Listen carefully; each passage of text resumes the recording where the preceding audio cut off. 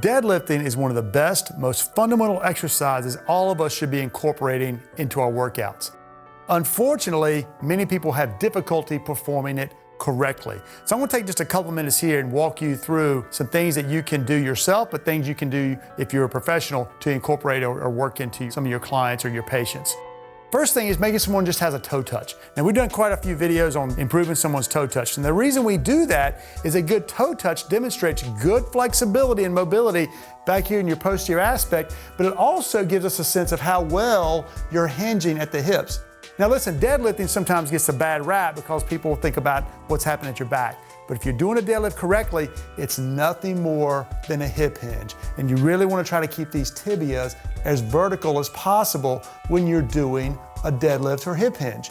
So a toe touch simply tells us or lets us know that you've got good flexibility, but you also can access your hips and get in back or sit back into those hips like we want you to in deadlifting. So from there, once we see that you have that, instead of going right into weights, if you've got that expertise, if you've got that down, great, go right into weights. But if you're a novice or really getting into this and want to start graduating or moving to progressing to lifting weight, first thing we can do is just get you a stick on your back and make sure that the stick stays in contact with your head, your mid-back, and your sacrum. So as you move backward and start sitting back, you can ensure that those points of contact stay on because you don't want to let that stick come off your sacrum, and that's a common mistake.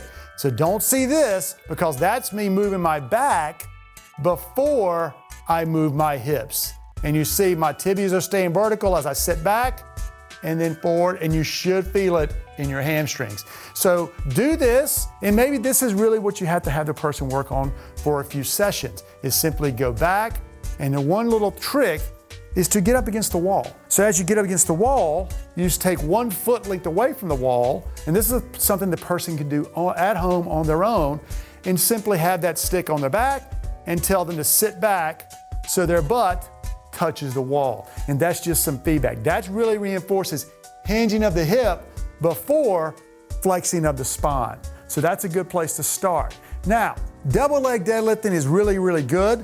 We can do that. So they've got that good hip hinge and they get that reinforcement, then go ahead to lifting, whether you do single arm or double arm. Single arm, if I'm doing my double leg here, I can take my stick with the opposite arm, which is good feedback, place that on my back. Now I sit back, grab the weight, get the weight right next to my foot, and now I can sit back, get my shoulders in a good position, keep that stick touching, grab the weight, lift it up. Now remember, let the weight down the same way we pick it up. Too often, what do we see? Sitting back, getting myself in a good position. Before I lift it, squeeze, get everything good, get my shoulders back nice and tight, lift the weight, and then what do people do? They set it back down. Repeat the process when you go back down. And now that weight creates a little rotation. That weight creates some valgus collapse in my knee, doing single arm. So that's a good place to start because that's more of a motor control and stability activity. Whereas when I go double arm, well, now I'm not creating any rotation, and now it's just pure strength. So we can certainly want to do that. Depends on your goal. You see a lot of people go single leg. So let's talk about single leg for a second because that's a difficult move once we go single leg. And again, definitely maybe want to do that if you're focused on stability and that's part of your goal.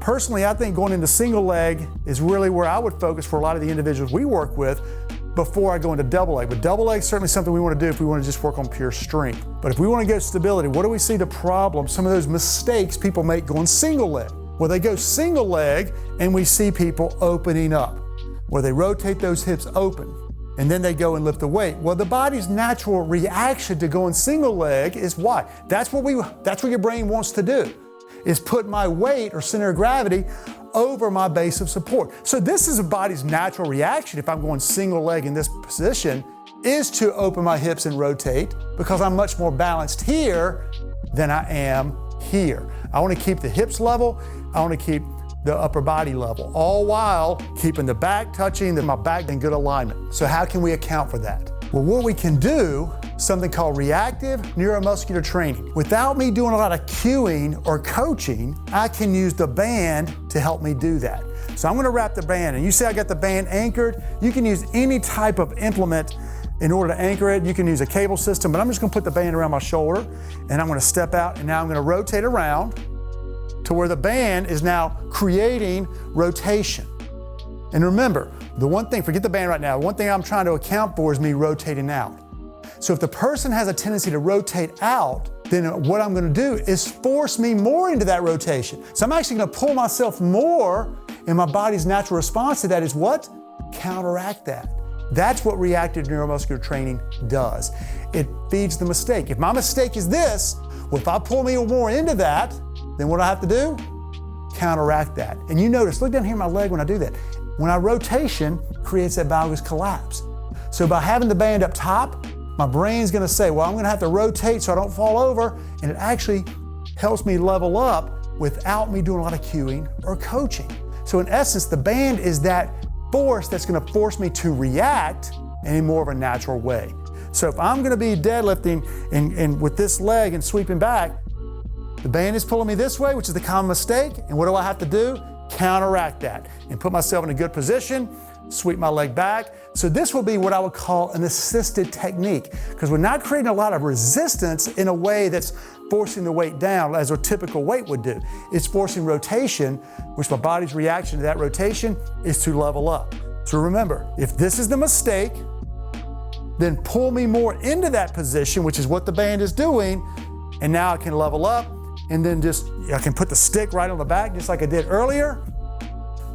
And I'm gonna put my hand in the lobe, make sure I get it to here in my lumbar spine, and now I got the stick good, and the band's forcing me rotation, and now it's just helping me, without a lot of cueing, get in a little bit better postural position.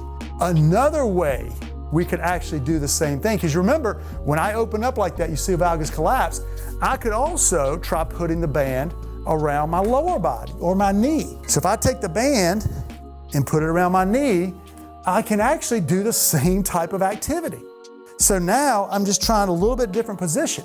So now, instead of me telling the person to kick their knee out, now the band is gonna force the knee in a much better position as I sweep my leg back. You could do the same thing in the double leg position. If I'm here and the person's got a lot of problems and they can't not rotate, force a little bit. So it can be done with the double leg too if you see some of those problems during the position and during the exercise.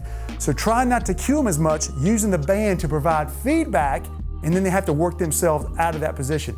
Feed the mistake. Mistake is this, cave them in even more, they have to react and respond to that. Now, as you progress and the person cleans it up, instead of going right to the weight, some people get intimidated.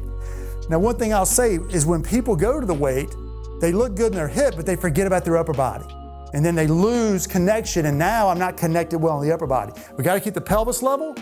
We also have to keep the upper body level as well as you sit back into those hips. So one thing we could do, the same thing we did with the band, but now I'm gonna change where the force is. So here, so same leg's gonna go back. Now the resistance is more like it would be if it's the kettlebell. And what I mean by that is, so if I'm gonna sweep back with this leg, it's forcing me here. So I'm doing this. What happens when I'm trying to lift a single leg, single arm deadlift with a kettlebell? Forcing me this way. So it's giving me the same type of force, but the reason this might be a good start, it may be a little less intimidating, and now the upper body, little less risk, because now I'm not putting a lot of stress in the upper body. Really focusing on that rotation and making sure, and just have your hand along the band where it's sweeping me back, pinch your shoulder blades together, doing that same rotation, so it's forcing that same rotation as the kettlebell, but maybe a little less risky in the shoulder upper body than this.